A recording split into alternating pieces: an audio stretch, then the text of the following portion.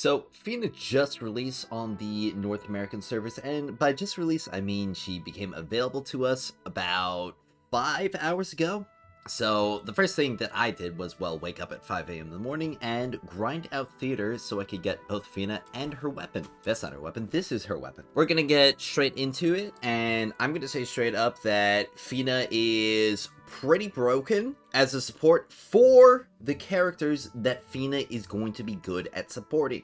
And that is a very important distinction, because a lot of characters are obviously only going to be good at supporting certain types of stuff. So, for instance, if you've got Tabitha, she's only going to be supporting skill damage. If you've got Truffle and Filbert, I mean, she's going to be supporting everybody, but if you're not either Psyche or Outsider, you're going to have some downtime issues.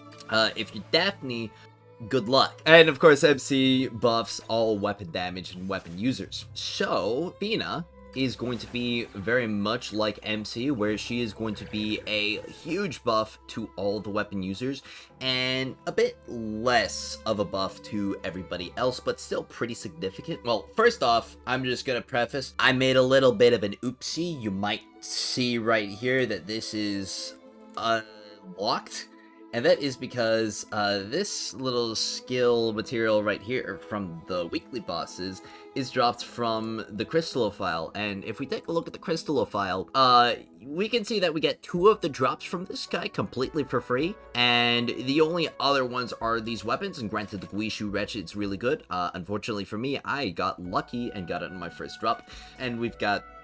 I don't think I even need to elaborate. So basically, if you're like me and you were building some of your other characters up, and, you know, you got your Tabitha, and, you know, she wants this, and you got your Rebecca, because you definitely want to build your Rebecca, and she wants this, and if you're like me and, like to pretend that you're Virgil with a katana, you've got your Outsider, and he wants this, which kind of leaves me in a little bit of a predicament. So, this is just going to kind of emphasize how strong Fina is, like, right off the bat, because I am completely missing out on this whole damage buff right here, which is going to be a 45% damage buff at I2, and it's going to be 30% prior to that, and I'm also missing the 10% weapon damage buff for characters who are proficient in swords or assault rifles. I'm just going to say straight up, this is basically not gonna matter at all for, like, my impression of her, period, because she is just that strong even without this unlocked, compared to other supports, at least. Right off the bat, when it comes to her skills, if you're planning on using her as a support, pretty much the only skill that matters is this one right here, because this is the only one that's actually going to be increasing your teammates' damage. This is going to be a personal damage increase for Fina, and this is also going to be a personal damage increase for her as well. This is the main thing that you're going to want to focus on unlocking, and this is the other main thing that you're going to want to unlock later, but it is only going to be useful on pretty much 2 members of the cast right now, so it's not as important beyond that. But of course, we also have the skill duration, skill range, which are both going to be really nice, because that is just making things better for her and more efficient. So this right here, the On a Warm Afternoon, this is going to slow down enemies, so it's a little bit of some crowd control, and it's going to deal damage, but it's got a pretty low base multiplier, but a massive damage increase whenever she's using it while her ult is active. And this is her ult, Let the Tea Party Begin. And it's going to create that field, and it can cycle between 4 different effects, and it will be giving you an additional damage of 12.8%, obviously with its skill duration depending on how much you have, as well as inflicting a damage over time on all of the enemies that are inside the field, and it'll happen every 2 seconds. So it's a pretty decent DOT, but obviously the additional damage is the primary thing right here. And I think some people are going to be a little bit confused on additional damage. And the main thing about additional damage is that it is going to only apply to weapon damage. And which means she's only going to be able to give this final multiplier to damage to characters who either wield constance weapons or who wield melee weapons. And so this is really only going to apply to Psyche, Lynn, Outsider, Veronica, and Lisbel. And it's going to be freaking amazing on all of them, I'm just going to say straight up. Because this is additional damage for every single element. It is going to be applying to every single element. Well, not every single. The 4, like, primary elements, the non-light and dark ones, the Animo, Pyro, Hydro, and Electro. So you can essentially just like take this number right here and then multiply it by 4, which is a lot, to say the least, especially because it is a final multiplier, meaning that all of your damage buffs beforehand are then going to be multiplied each time by this, which is really, really strong. So if I'm just gonna give like a quick demo on what it's gonna kind of look like, obviously you're probably not gonna be maining Fina, but I will let you know that Fina is gonna be like pretty strong herself. I believe most people will be using her primarily as a support, but she's essentially just going to have this on the field, and whenever she cycles it, not only will it refresh the duration of it, of all the fields by the way, but it will apply an additional elemental bonus. Once you've got all of them active, you will be dealing additional elemental damage for each of these types. And it can be sustained if you're okay with the current element, like fire is good, fire is what you want. You press E, and that will refresh the duration of all of them again. And you can actually mash Q to cycle through which exact one you want. So if you are baiting Fina, that is another little nice thing that you can do. And if you want to cancel it, you hold the Q as well. If you're on fielding her, that's what you would do. But obviously, most people are going to be taking her, and you're going to be putting her, like, right here. Obviously, we've got her Introns, and her Introns, or the main Intron that you're going to want to get is Intron 2. That's going to be the main breakpoint. Beyond that, it's going to be just skill level increases, as well as personal damage increases for Fina herself. So that's really all going to matter if you are trying to on-field Fina. But her Intron 1 is going to be really, really strong because it's going to increase the pen stats by 6% for each type of additional damage effect that they possess, which is going to be 4. And that means it's going to be 24% pen stat to everybody. For reference, Psyche's I6 is 50%.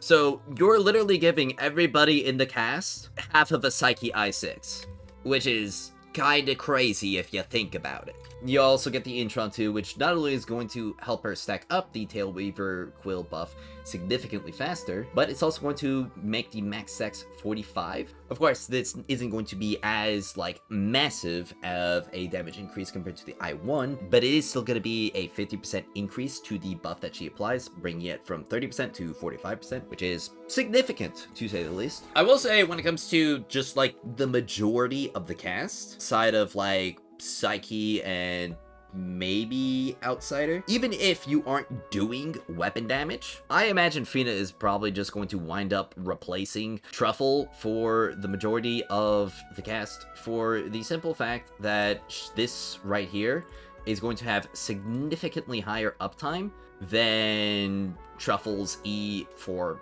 basically everybody, and beyond that, 24% pen. I mean, it doesn't get much more simple than that, I don't think. When it comes to some early build stuff for her, again, like, this isn't going to be a full guide yet. This is mostly just first impressions, but I found it kind of set up like this to be probably the best for her as a support. Obviously, like Serenity or Uplift, depending on your other support in there. And you're obviously going to be equipping her Assault Rifle, Flamethrower, which is going to give her a big skill range buff, as well as giving a massive attack increase to all of her allies, which is going to be 90% at 0 smelts, and it's going to double at max smelt. So this is going to heavily dilute the attack percent even further. So that alone might want you changing up some of your builds on some of your characters.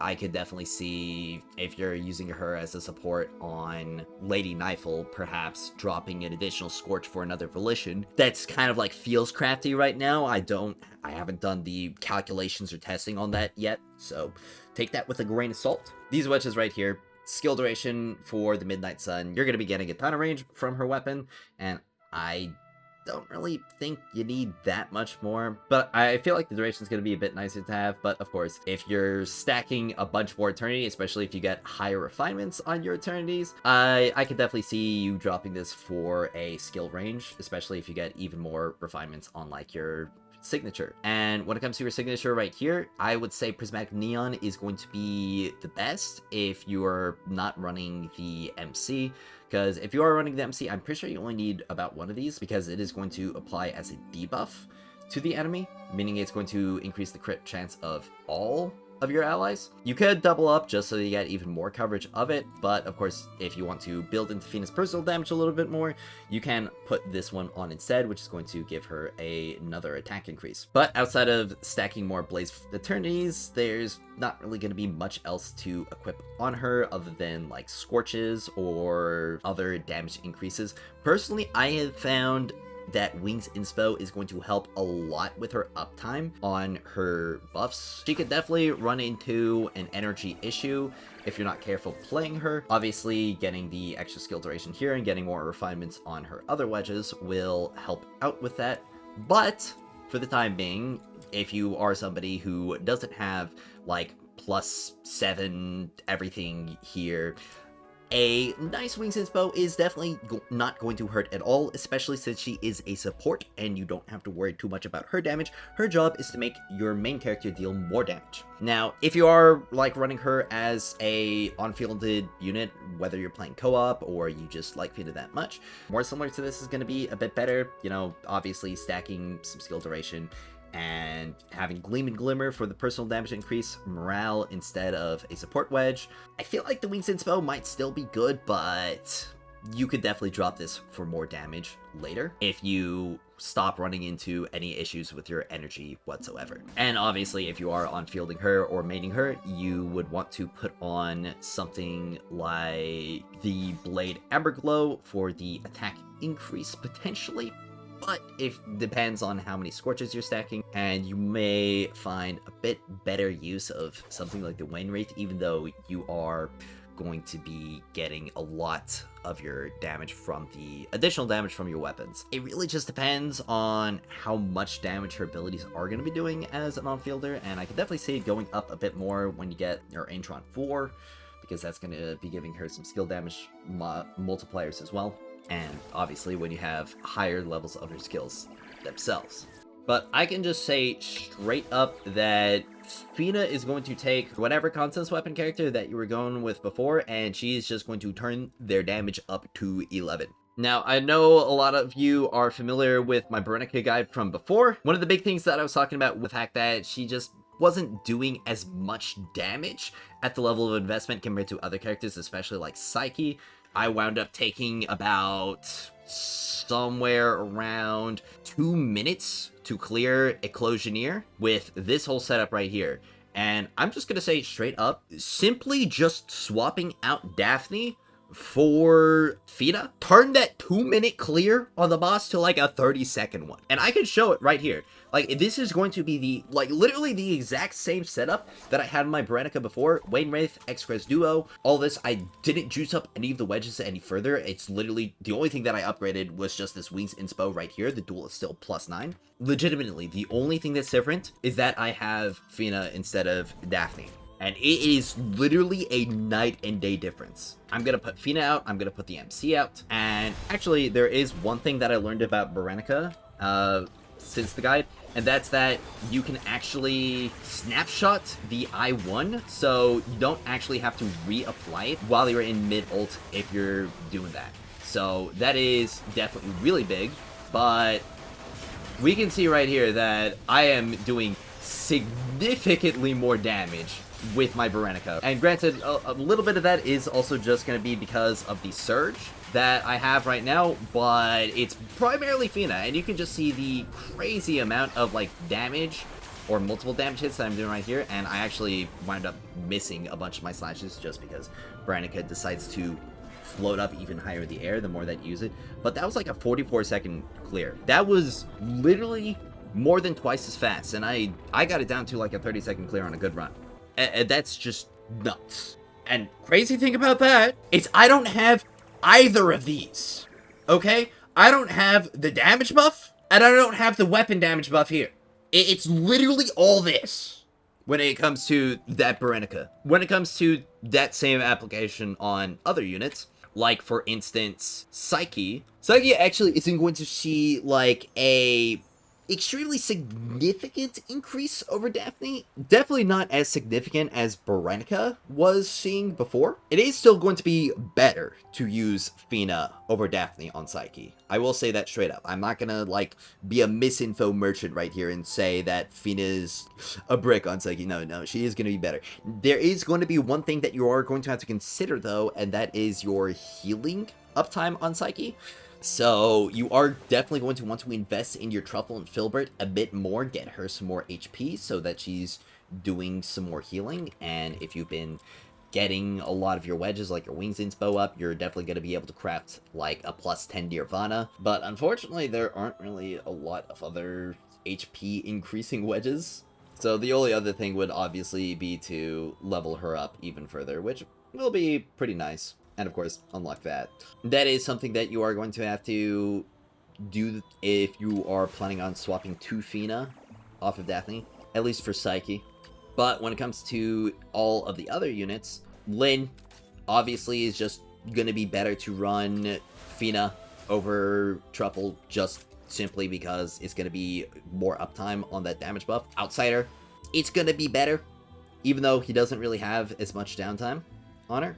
But you could actually wind up removing the MC instead, because when it comes to the best damage builds on Outsider currently, you're making use of the Mamiji Iteki, which you're not actually going to be using the trigger probability that much. However, when you do get a high refinement on the Sacred Favor, you obviously will be using that trigger probability for the spike attack damage. So that is going to be like kind of iffy depending on what your weapon you're using. But one of the main reasons why that is just because she's going to be damaged that much more, and the Truffle buffs I think would be a bit better overall for damage compared to the MC buffs, but I could be wrong. It's definitely going to be interesting to find out like who drops out of it, if it's going to be Fina over Truffle or Fina over MC, or just use Truffle MC still. I don't think that's definitely not going to be the case. And of course, Lizbel, very simple, just same thing as Lyn. You're dropping Truffle for the more consistent buff and the much higher weapon damage. When it comes to every single other character in the game, it's pretty much just going to be drop Truffle for Fina. I mean, maybe I2 Truffle has a bit more motion than that, but I just think on the uptime of the buffs alone, it is going to be more than worth it, especially if you factor in the pen stats as well, even if you're an ability-focused character. So, essentially, you just... When it comes to non-Psyche teams, you just take Truffle and you throw her away. You take Daphne and you throw her away. It's pretty simple, and I'm pretty sure that most people were going to be kind of expecting this a little bit. Fina's really good. I mean, that's about it from like my first impressions. I recorded this before I hopped on stream. So if you're enjoying my coverage of Duet Night Abyss, be sure to subscribe to the channel because I'm uploading on the regular. Also, I'd like to know what you all think about Fina in the comments down below. If she is basically everything that you ever wanted out of a support, be sure to share your thoughts. But with that all out of the way, thank you all so much for watching, and as always, I will see you all next time.